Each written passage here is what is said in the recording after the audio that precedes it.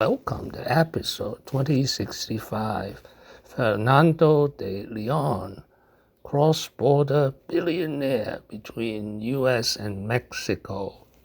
This is an outline of episode 2065. On the U.S.-Mexico border. And so my first, foray into entrepreneurship was really as a translator.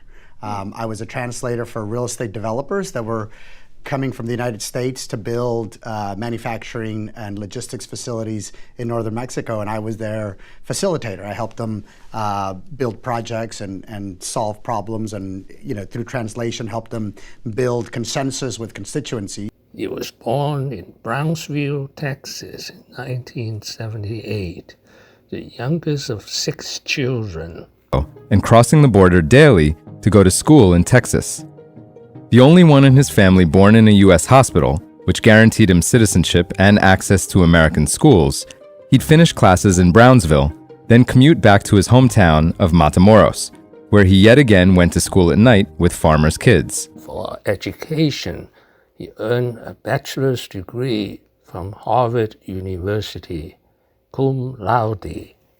He then went to Wall Street and worked as an analyst for Goldman Sachs. He got bored. He went back to Texas and started his own business. Back to Texas, where he struck out on his own. And he got married, and now he has 4 children. For him, has been leaning into what he knows, starting with developing working and middle-class home lots and apartment buildings, then building other businesses that provide consumer essentials, such as healthcare.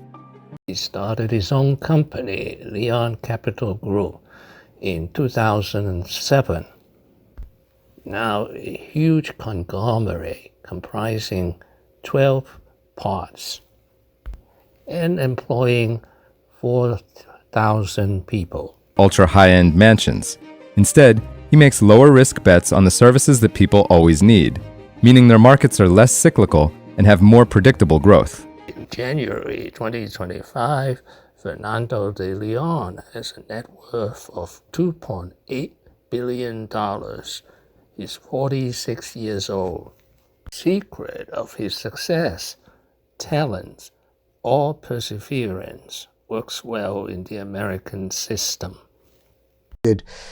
With my colleagues in school, and I lived this sort of duality, and it threw into relief for me how powerful the American system was, and how anybody with talent or with perseverance could do well in this country. So those are formative lessons and things that I learned, and from being in that contrast daily, and that created a little bit of that fire that you're pointing out. Thank you for watching.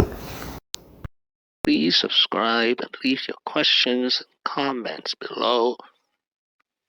This is November 2024. Greetings from Spain and Portugal.